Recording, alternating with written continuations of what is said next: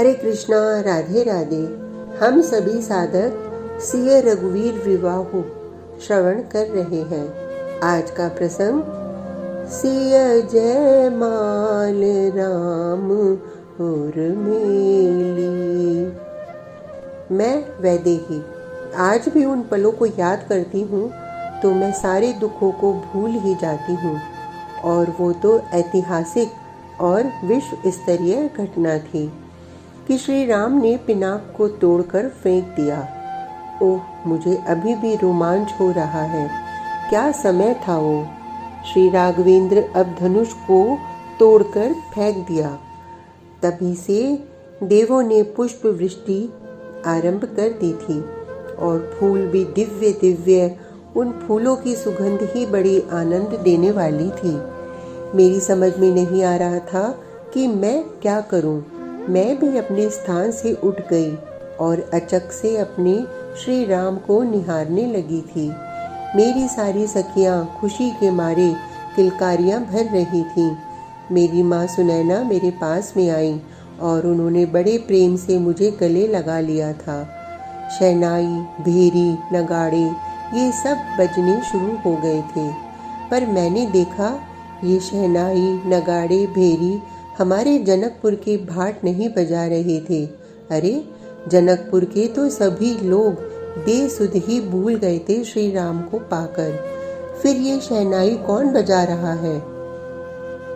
मेरी बहन उर्मिला ने उत्तर दिया, आकाश से गंधर्व बजा रहे हैं। तभी मैंने देखा हमारे कुल पुरोहित ऋषि शतानंद जी एकाएक श्री राम की ओर दौड़े। बदहवास से दौड़े। हाँ, बड़ी तेजी से दौड़े थे। और आश्चर्य की बात तो ये हुई कि दौड़कर श्री राम के चरणों में ही गिर गए थे। अरे, ये तो ब्राह्मण ऋषि हैं और श्री राम तो क्षत्रिय हैं। श्री राम ने अत्यंत संकोचवश अपने चरणों से उन्हें उठाना चाहा, पर नहीं, वे उठे नहीं। हे राघव, इन्हीं चरणों की धूल ने मेरी माता अहिल्या का उद्धार किया है। माता अहिल्या मेरी माँ है और मेरे पिता हैं ऋषि गौतम। आपने मेरी माँ का उद्धार करके बहुत बड़ा उपकार किया है हम पर। हे राघव, मुझे भी वही चरण धूल चाहिए। ऋषि शतानंद के नैनों से अश्रु बहने लगे थे। बहुत देर तक जबरदस्ती उठाया श्री राम ने और अपने हृदय से लगा लिया। मैं धन्य हो गया हूँ आज, हे राघव। इतना कहकर ऋषि शतानंद वहां से जाने लगे, पर फिर रुके और श्री राघव से कहा, आप अभी कहीं मत जाइएगा। जयमाला की विधि पूरी होने दीजिए पहले। श्री राम जाने वाले थे अपने गुरु विश्वामित्र जी के पास, पर शतानंद जी ने रोक दिया। जनकपुर की जनता में आज असीम उत्साह भर गया है। वे सब श्री राम के पास आना चाहते हैं। कोई वृद्ध है, वो आशीर्वाद देने की कामना लेकर खड़े हैं। कोई कह रहा है, मेरे जीजा जी लगते हैं क्योंकि मेरी जीजी है सियाजू। मेरे तो जमाई हुए 5 की उम्र का हूँ मैं। वो जनकपुर के वृद्ध थे, उनको श्री राम जमाई लग रहे थे। मैं तो साली हूँ इनकी।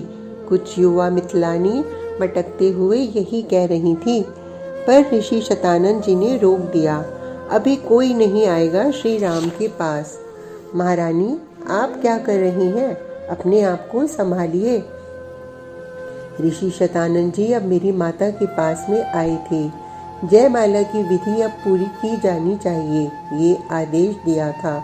मेरी माता तो सब कुछ भूल गई थी इस आनंद में। मेरी माता सुनैना को अगर ऋषि नहीं बताते तो शायद ही उन्हें ये पता चलता कि जयमाला भी पहनानी है। उस समय किसी को कुछ पता नहीं है। सब श्री राम को देखते हुए मुग्ध हैं। इन राजीव लोचन ने मिथिला में जादू तो कर दिया था। जयमाल ज्योतिर्मय रत्नों से तैयार यह जयमाला, ये तो तभी से बनकर तैयार थी जब से मेरे पिता जनक जी ने प्रतिज्ञा की थी। एक सुंदर सी सुवर्ण पेटिका में आई जयमाला। मेरी माता सुनैना ने उस पेटिका को खोला और उसमें से जयमाला निकाली गई। एक माला किशोरी जी के हाथ में ही थी, पर ये जयमाला है। मेरे हाथों से फूलों की माला को लेकर मेरी माता ने मेरे हाथों में वो जयमाल पकड़ा दी थी। जाओ पुत्री सीता, अवध नरेश चक्रवर्ती श्री दशरथ जी के इन बड़े पुत्र ने धनुष तोड़ दिया है। ये बड़ा कठिन कार्य था, पर ये कठिन कार्य तो हमारी किशोरी जी पहले ही कर चुकी थीं कि एक हाथ से पिनाक को उठाकर रख दिया था। मेरी सखी हंसते हुए बोली थी।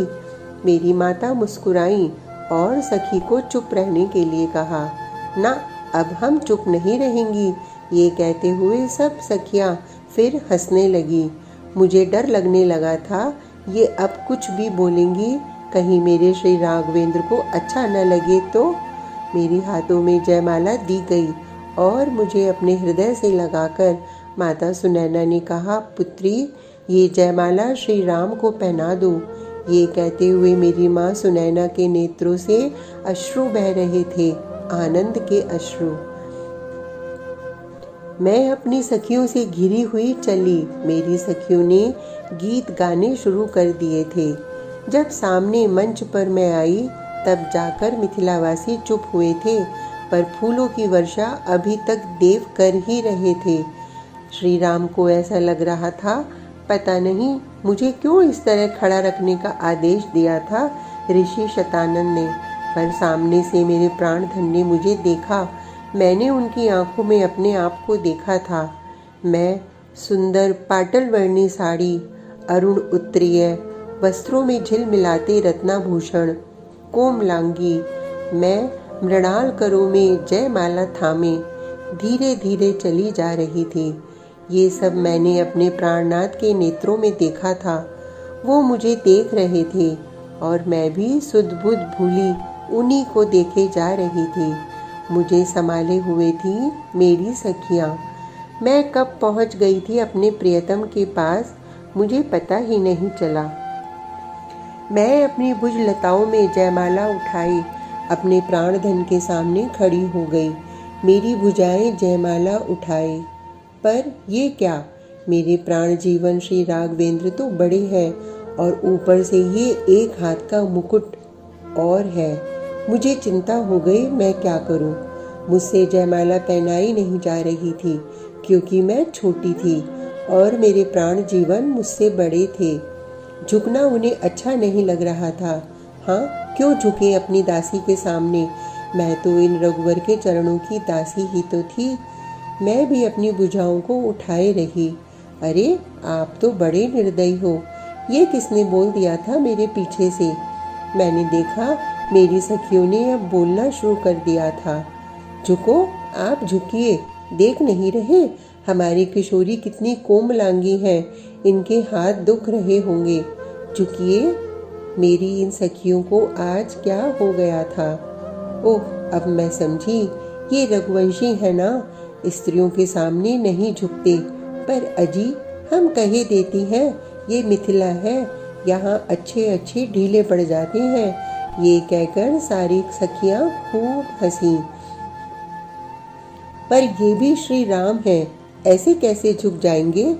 सुनो, हम कह रही हैं अकेले झुक जाओ हमारी किशोरी जी के सामने, नहीं तो तुम्हारा जो दूसरा छोटा रघुवंशी है ना, उसको भी हम झुका देंगी। ये कहकर उर्मिला को उस सखी ने छेड़ा। उनको क्यों कह रही हो, धीरे से उर्मिला ने उस सखी को कहा था। अच्छा, छोटा राजकुमार तेरा, मारूंगी, ज्यादा मत बोलो। उर्मिला शर्मा गई थी। बहुत समय हो गया था, ना मेरे प्राणनाथ झुके, ना मुझसे पहनाई जाए जयमाल।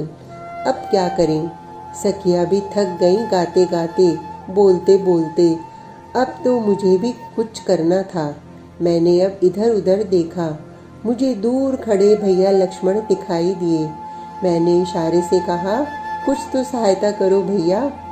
उन्होंने भी इशारे में ही पूछा, मैं क्या कर सकता हूँ। अब ये बड़े हैं, छोटे होते तो आदेश दे देता, पर मैं स्वयं इनसे छोटा हूँ। बात तो सही थी, बात सही कही थी लक्ष्मण भैया ने, पर लक्ष्मण भैया समझ गए। उपाय उनको सूझा। वो दौड़े श्री राघवेंद्र की ओर। सब लोग देख रहे हैं कि अब क्या होगा, अब क्या होगा। लक्ष्मण भैया दौड़ते दौड़ते आए और अपने बड़े भाई श्री राघवेंद्र के चरणों में ही गिर पड़े। मुझे हंसी आ रही थी, मैं भीतर ही भीतर हंस रही थी। अब उठाओ अपने छोटे भाई को, मैंने मन ही मन कहा। कुछ झुंझलाहट सी हुई थी मेरे श्री राम को, मानो कह रहे हो लक्ष्मण, सारी भक्ति ससुराल में ही सूझी थी। पर लक्ष्मण भैया उठे ही नहीं, मानो श्री राम के चरणों में ही समाधि लगा ली। अब तो झुकना ही था। श्री राघवेंद्र सरकार झुके अपने भाई को उठाने के लिए। सीता जी ने जयमाला, रुको रुको, मेरी एक सखी फिर आगे आ गई और मुझे जयमाला पहनाने से रोक दिया। लक्ष्मण भैया चरणों में है श्री राघवेंद्र के और श्री राघवेंद्र झुके हैं अपने भाई को उठाने के लिए। उस समय मेरी वो सखी आ जाती है और हंसते हुए कहती है, देखो मैंने आपसे कहा था ना राम जी कि अकेले झुक जाओ, इज्जत बनी रहेगी तुम्हारे रघुवंश की, पर हमारी बात आपने मानी नहीं। अब देखो रघुकुल के दो दो सपूत हमारी सियाजू के चरणों में झुके हुए हैं। ये कहते हुए उस सखी ने स्वयं ताली बजाई और मुझे कहा, आप अब पहना दो जयमाला। तभी मैंने आनंदित होते हुए वह जयमाला श्री राघवेंद्र के गले में डाल दी। चारों ओर से जय जयकार होने लगी थी, लोग नाचने और गाने लगे थे। फूलों की वर्षा तो अभी भी हो ही रही थी। चरण छुओ जीजी, उर्मिला ने मुझसे कहा था, पर मैंने चरण नहीं छुए। आपने चरण क्यों नहीं छुए? जयमाला पहनाने के बाद अपने स्थान पर आकर जब मैं बैठ गई तब उर्मिला ने मुझसे पूछा था, तूने छुए क्या? मुझे भी मजाक सूझा, मैं क्यों छूऊं? उर्मिला ने मुझसे कहा, नहीं, मैं तो लक्ष्मण भैया की बात कर रही थी। जीजी, तुम भी इन सब की तरह मुझे छेड़ती रहती हो। अच्छा अच्छा, मैं अपनी बहना को कुछ नहीं कहूँगी। मैंने उर्मिला को प्यार किया। फिर उर्मिला ने मुझसे पूछा, जीजी बताओ ना, आपने क्यों चरण नहीं छुए? तब मैंने अपने कंगन दिखाए थे उर्मिला को। पाषाण को छुआ इन चरणों ने तो नारी प्रकट हो गई, और मेरे इन कंगन में अगर इनके चरण छू जाते तो कहीं। इतना कहकर मैंने अपना मुख छुपा लिया था। मेरी बातें सुनकर सब हंसी थीं। आज का प्रसंग इतना ही। कल तक के लिए हरे कृष्णा, राधे राधे।